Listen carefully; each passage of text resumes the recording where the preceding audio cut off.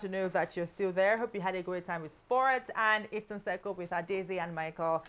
We did promise you a great conversation this beautiful morning. And of course, we always keep to our promise. And we do have our guest here in the studio this morning. The conversation is going to be centered on gender balancing, grooming the boy child to be well suited for the girl child. Because I mean, we live in a time where we have so much focus on the girl child, forgetting that the girl child will still grow up to meet a boy child that was probably not given so much attention, except for the fact that you are a man and you have to work hard and be able to provide for a woman. But aside from that, provision of finances and the rest is not all that a woman wants. There are a whole lot of things that a woman wants. Just the same way we put in so much effort telling the girls you have to be a good wife for your potential husband.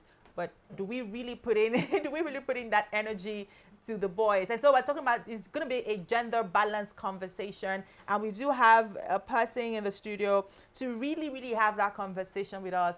Most of her activities are centered on the girl child, and so yes, we're taking it from the other angle. What are the things we're looking out for as girls in our boys, and how can we put in these things into our boys? And don't forget that tomorrow, May 16, is International Day of the Boy Child, so we might as well start the conversation from today. We do have here with us Ambassador Rahab Agwan Azi.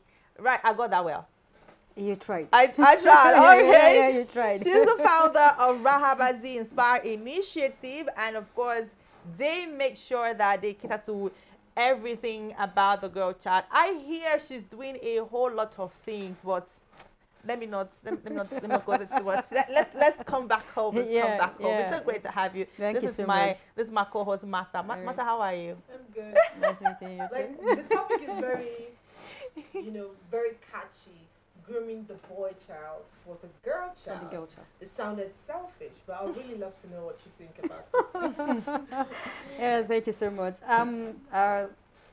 It sounds selfish, but it's unique. Let me put it that way. Okay. Yeah, it sounds selfish, but it's unique because balancing the gender is what we're trying to do, because we focus our attention, more especially me, let me just focus on myself. I focus on the girl child, not because I don't know that the boy child exists.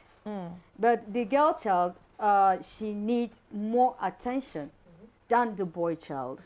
But nowadays in our society, I think we need to balance the equation. Yes. The boy child needs attention. Let me put it this way. I'm not being biased, but I am an advocate of a girl child, but the boy child needs attention more now than the girl child. Yes. Yes. I'm not You have being my biased. votes. Yes, yeah, you do have my votes. Why do you think the boy child needs more attention than the girl child? Now. Yeah. Now. Now, if you look at our society, let's come back to all these illicit drugs and stuff that's going on in the country. Let's look at, it's not as if we don't have it in the girl child. When when you're training up a boy child, their training is train up to treat your wife better, train up to provide for your family. Okay. Why the girl child is, hey, train up to be a very good housewife to your husband, to your dad. Why the whole lot work is on the boy child. So why I'm saying that is because I want to put it to all my girl child out there that we need to stand up and balance the equation. It's not all about the boy. Responsibility has shifted, not only the boy. So I think that's where I can add my voice on that.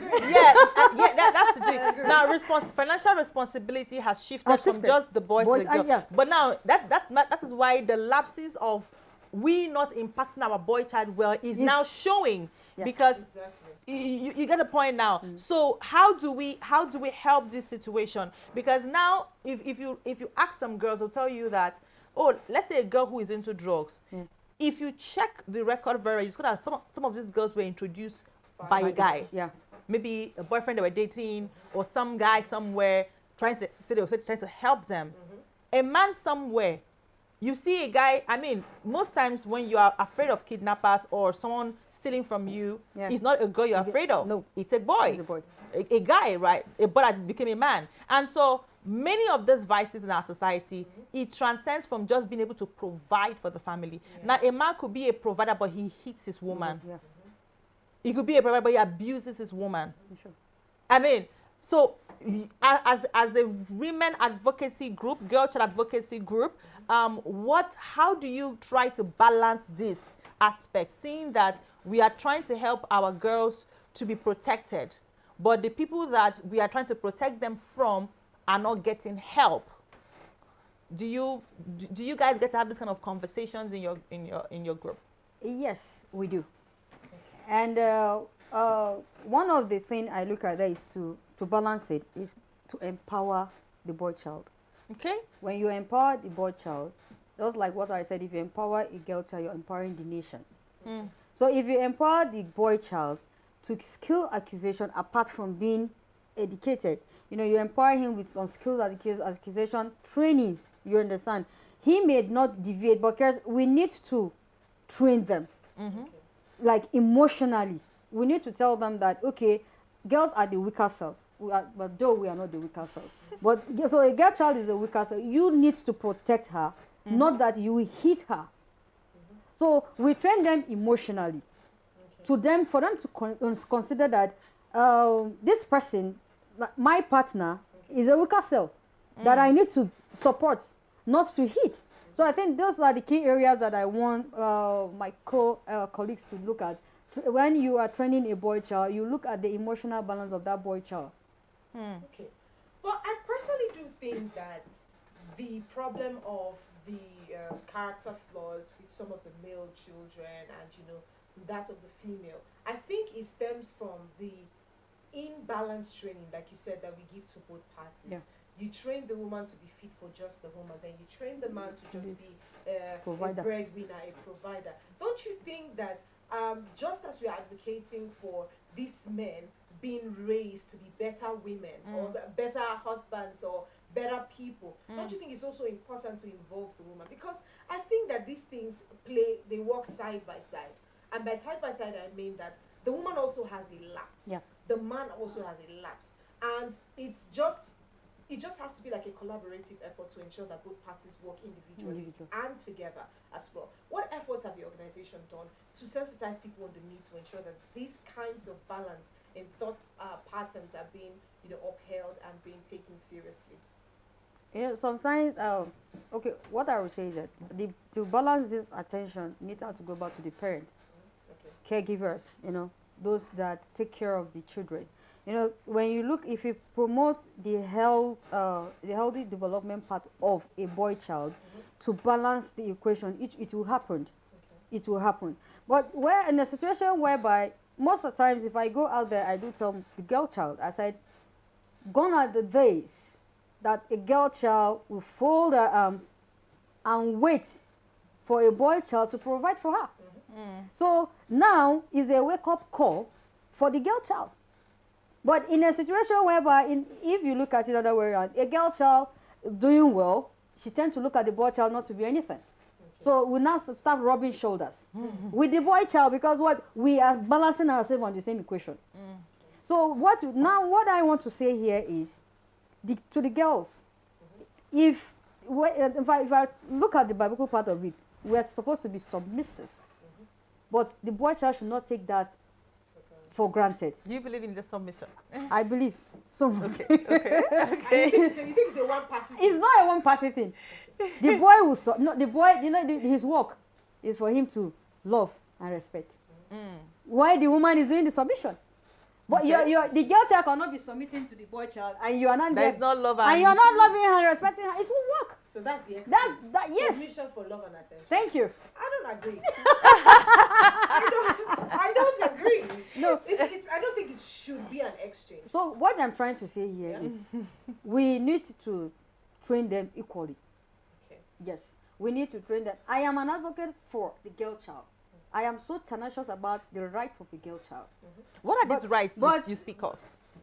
The gender violence, the rights of a girl child. Mostly when you look at the gender-based violence, where you violate a lady, and when you see some of the stigmatization that we have around, and where you tell me that a girl child she should not go to school, and that's why I will fight you. This thing still Yes, happen? it happens. But I know but one of my events when I went there, the girl woke up to me and said she was able to finish her secondary school because last year I gave JAM, to in 2 states, Plateau State and Gombe State, 1,300 students. Okay, free JAM registration was conducted last year. So she walked up to me and told me she came to the event, to the center alone. Why? She said her parents said she should go and marry. That school is not important for a girl child. Okay. And I registered her in fact, to the greatest surprise, she got 350. Whoa. Yes. And I gave her scholarship. Yes. So at that point, you see, when you now you limit the roles of a woman to tell me that no, she should not go to school. That's one of the rights that I fight. And when it comes to help, the stigmatization, that's where I fight too. Okay, so Yeah. you talked about rights. I do have a concern because I don't know if you've seen that happen, but what we were used to seeing is the fact that they will say, oh, you are the guy. Let your sisters go to school. You go and work. Maybe regions, it happens differently because in some region, it is the guy who has to drop out from school for his sisters to go to school, and then he go do manual jobs so they can be able to fend because he is the man, and so he has to take care of responsibilities. While in some regions, it is the guy who goes to school, and then the lady stays at home because, okay, you can go and find a man that can marry you. So looking at how there's disparity across the different groups, ethnicity and the likes, how do we put this in perspective? Because now it's like, don't you think the kids are going to feel cheated? Oh, I have had to drop from school for my sister to go to school. Do you still feel that she's marginalized? When someone is probably hearing someone like yourself say this and maybe the guy had to do that, how do you speak to a person like that? Don't you think he's going to feel like, oh, so what I did for my sisters doesn't count for something? Yeah, we have seen such things like that. Where, in fact, even in this modern generation, we've seen it. Yes. And some do call. They will reach out to me. Okay, they want to go to school, but they decide no, that they shouldn't go to school. They should just stay. I will ask, and maybe if I confront the parents, they will say, because she's a woman. That's one of the regional parts of Nigeria that I know. We say that she's a woman. She will end up in a man's house. And if she ends up in a man's house, she is not expected to do anything the man will provide. And I tell them that, I said, those are I always tell them that those are the ancient words. Gone are the days when a woman will sit down and you will now tell her, just sit down there, I will provide for you. With the economic situation in Nigeria now, 2 hands now is better than 1. Sometimes 2 is not even enough. Is that even enough? The 2 is not enough. Because if the income is not much, how do we do? So that's, I do told them, in fact, the day I was talking to my staff, I said, I think we need to advocate more. We need to go, let's talk to some of the religious leaders, let's talk to some of the parents, because the problem is not from the children now, it's from the parents, the guardians. They will be the one to stop them from going to school. So parents were appealing that they should now look at it now, that education is not only for the boy child, to go to school and the girl child will end in the kitchen, or the girl child should go to school and the boy should leave. All right. I think we should be a bit more practical now, because from everything that you've explained, it has to do with mental condition. Yes. Because that's how people think, and if it becomes a widespread school of thought, it might be difficult to erase how these people think. Now, what are the active steps do you think should be taken to change this mental condition? Because we can talk from today till, for days, and this conversation has been on for the longest time. The rights of girls, very few times have we seen the rights of boys being canvassed for, and that's because one party feels entitled to the care of another party, and one feels entitled to the resources of the other party. This is an age-long problem. How do you think your organization, alongside your colleagues, can address this issue once and for all to change the mindset of these parents who happen to be a blockage to the change that you seek in this particular sector? Yeah. Let's look at the health development. Okay. That's because, emotionally, that's what our children are suffering. Okay. Emotional. Because when you want to do something and you are being stopped, you know, it will bring, it will weigh you down. You understand? So I think that's what we need to work on. Then let the parents know. I will still make my emphasis on the family, the parents, the caregivers, and the guardians. They now they are the ones giving us the kind of the tough time, because sometimes you reach out to them, they will say it is their norms. So I think culturally we have to look at that part. You talk to somebody who say no, it is the norms, the religion part, and also maybe the tradition part of the whole thing is it's what it's been said.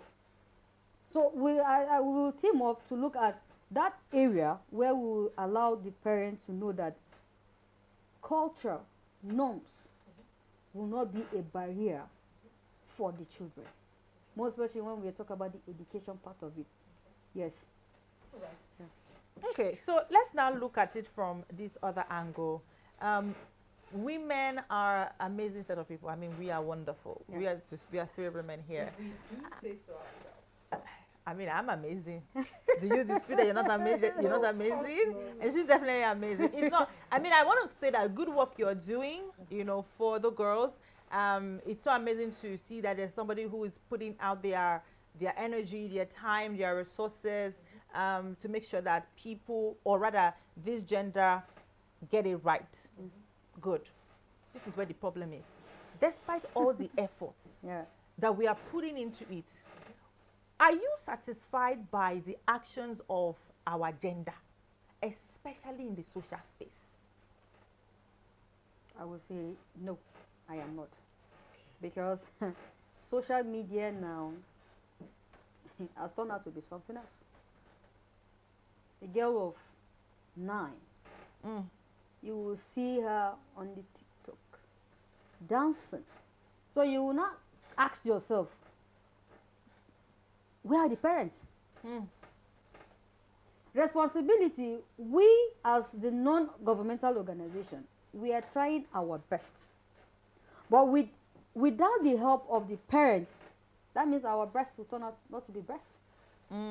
Because by the time maybe we go to their schools, we go to communities, we address them. Okay, there's limits to social media. There's limits, not at your own age. They may listen, but when they get home, you will now see a parent buying a phone.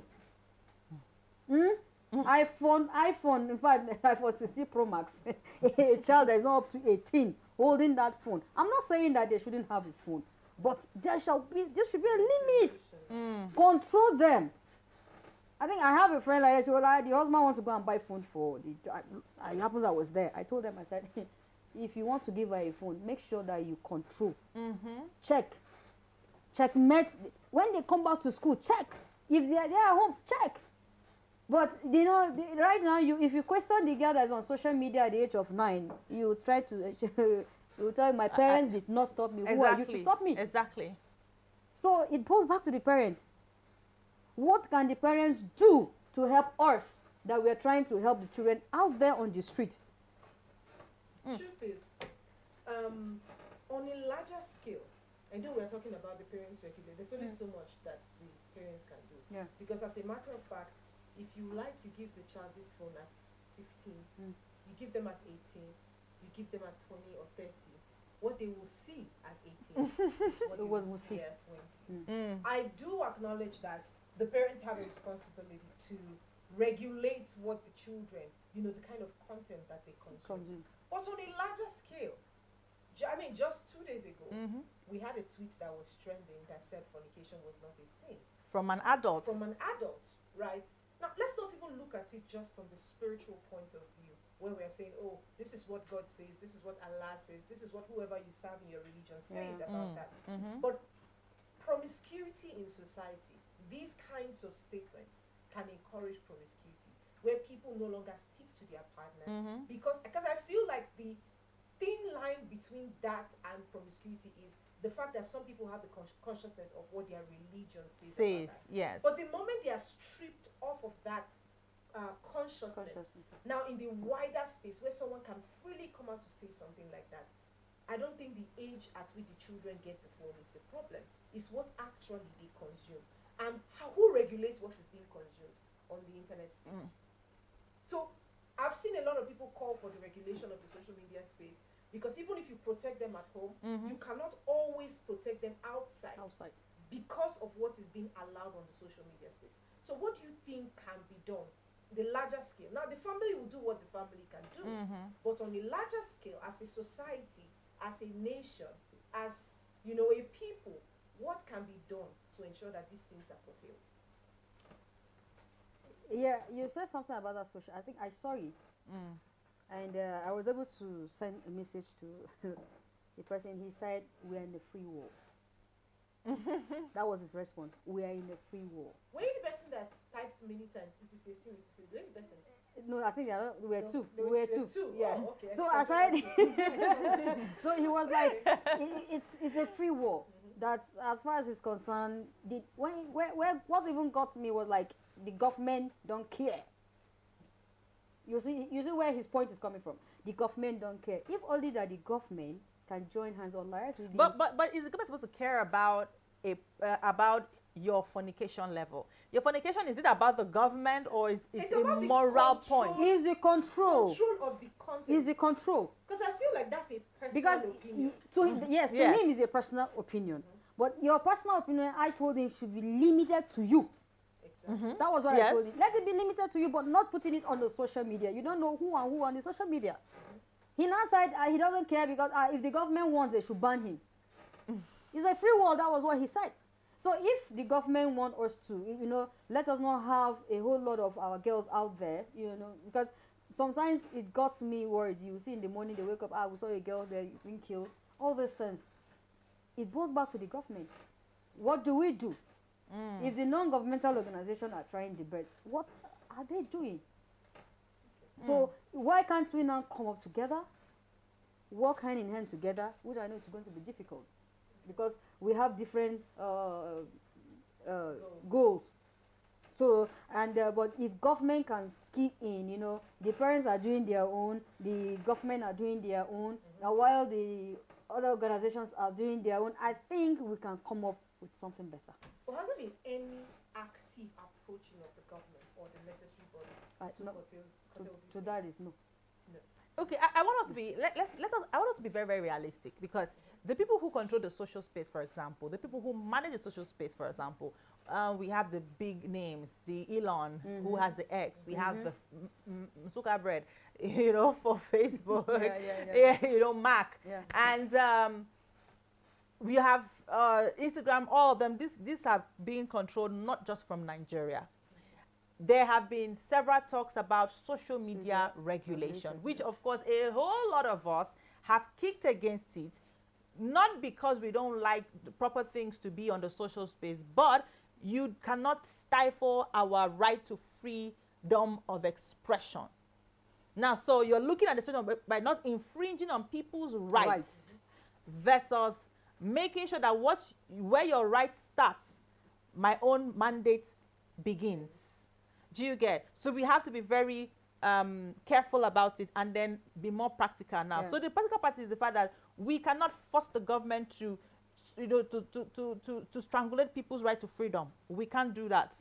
But what we can do is to see, for people like yourself now, to see how we can talk to people who consume things from the social space, which will now bring me back to the social groups versus the family. I mean, the Christian Bible says, train up a child in the way he should go. And when he is old, he or she will not depart from it. For example, I will not go to the social space and say fornication is not a sin. I will not go to the social space and wear pants and bra and be dancing on my screen. Not because I don't have a good phone to do that, but I just have this consciousness that doesn't make sense. So don't you think that we should focus on putting in the consciousness into the minds of our young girls? Right? Still want to focus on the girls now, on our young girls, because the kind of things we see these young girls, you see a girl dancing, and I don't want to talk about all of those things. Exactly. And then tomorrow you are like, is this the even those in secondary schools are doing this. So I mean, I don't want us to shift the job or the responsibility from the family, because that is what we can control. So don't you think we should focus on what we can control than to focus on what we can exactly control? Focusing on what we can control, the family. Yes. There's a case presently that the family are finding it very difficult to keep their daughter in check. Wow. So Tell us what do we about do it. about that? Now I'm bringing it to us. What we may say will not go well with the girl or their child. And when I now noticed was she was being so flexible. That was from the mother's perspective. She was being flexible and emotional. All this emotional attachment, all this stuff like that. I think those are some of the things that will actually harm our girl child. When it comes to that family part of it, you take emotional attachment from being disciplined your own child. Because if you don't discipline tomorrow, everything goes back to the family, not the society, not me as an individual. Because we will try our own part to train, to talk to them. We always go for health talk. When we talk to them, they will say, yeah, we'll listen. But in one of the school here in Abuja that we went, they were like, we were talking about menstruation. In fact, they don't know about it. And Wow. one particular girl was like, her mother doesn't say anything about it. So if you now look at it, sometimes the lapses is coming from the family that you now turn her back to the society as a problem. If you're not telling them, they will say, until we hear from our parents. So it is a whole lot work on us. Because if you are trying to correct the child will tell you that my parents didn't say so. That's why you say I make my emphasis on the family.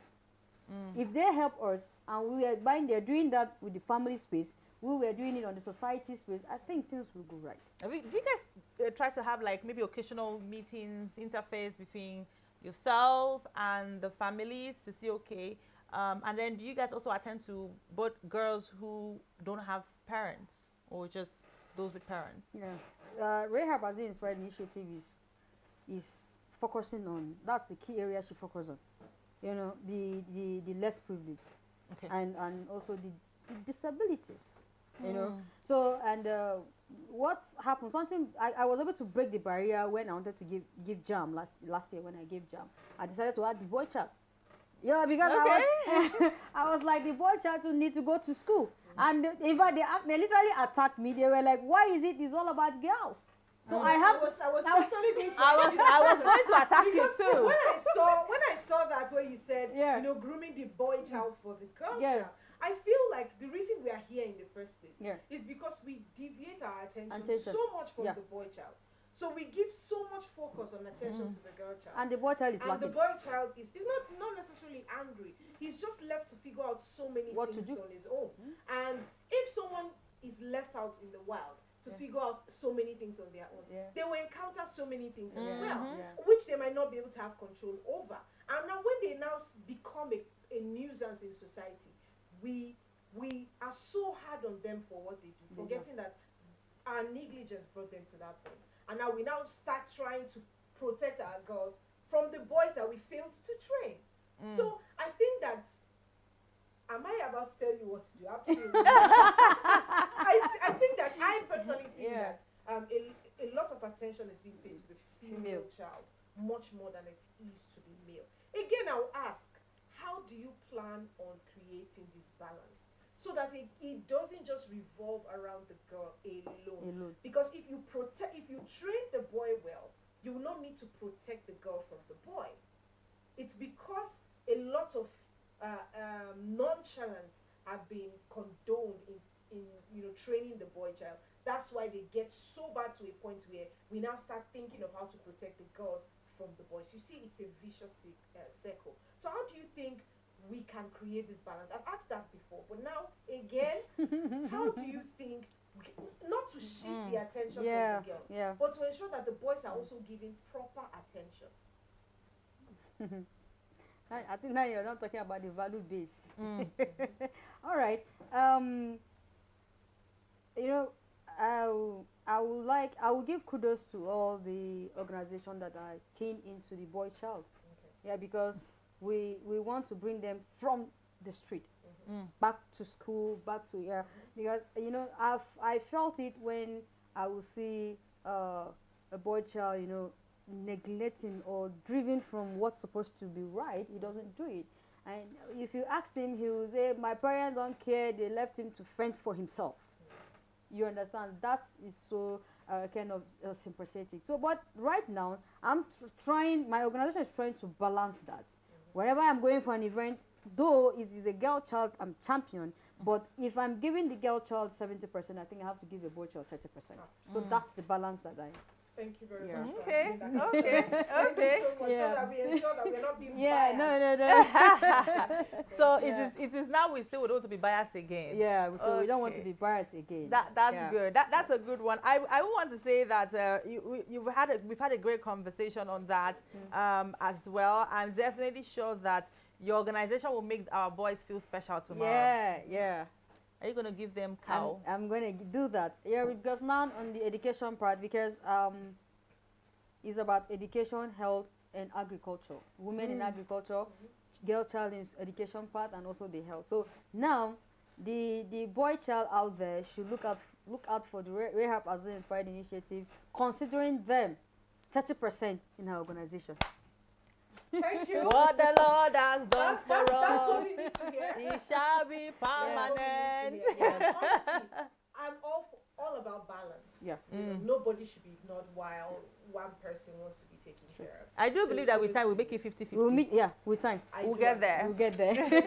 Thank you. All right, just before we step off, I want to say that now that I have the opportunity, let me. Why are you looking at me like that, Martha? Why are you looking at me like that? Now that I have the opportunity, let me give my heartfelt Boys' Day message, which will be that I think that our boys were left in the wild for too long to fend for themselves, and these boys grew up to become men. And you know one thing that happens when a person passes through several situations on their own, you do not know, you do not have control of what they are going to turn into. You might say that these things will turn them to be better people, more responsible, but you don't know what you're breaking inside of them. So how do we solve this? Bring them together. Hold them by the hand. Yes, they are growing up to become men, but there are ways that we can go about it. You don't leave them in the wild and expect that they will come back all mature and beautiful and amazing in the society. These phases of their life will change them in ways that you never expect.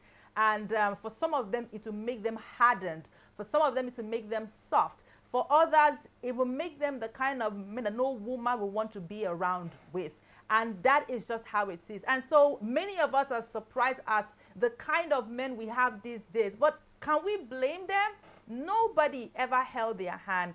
There's no father who says, okay, you're going to get married as a man. This is what you're going to do. There is no uncle that says you're going to be a man. That's what you're going to do. They only tell you to be a man, man up, make money, and take care of a woman. But how to really treat the woman, nobody really tells you. And I just hope that this will be a wake-up call for a lot of us that have boys around us, we have men around us. We try to be very intentional about how we treat our boys. That's my message to Ross this morning. Well, anyways, I guess we're going to have mine tomorrow because that is officially the day of the born child. Yeah. But yes, everything. Make sure you she play my said- message tomorrow. Everything she has said is valid. Yeah. The boys are as important as the girls, and the girls are also important. I understand that they're very delicate creatures, Yeah. but it doesn't take away the fact that they also have a responsibility to ensuring that the society is better, especially in their relationship with the boys. Thank you so much again for Thank you joining so us on the much. show I really today. It appreciate was it. quite a delight to hear Yeah, you thank you speak so about much. things. High five. Thank you. Aha. Thank you. Ambassador Raham, thank yeah. you so much for Thank being you. on the show this morning. We Yeah. do hope that when it's time for you to do all the boys outing, you let us know. The 30%, I will hold you accountable. That 30%, I will hold you accountable. Yeah. We have it on record. Yeah. Exactly. All right, thank you so much. We're going on a very short break. When we come back, we will be drawing the curtain for today's show.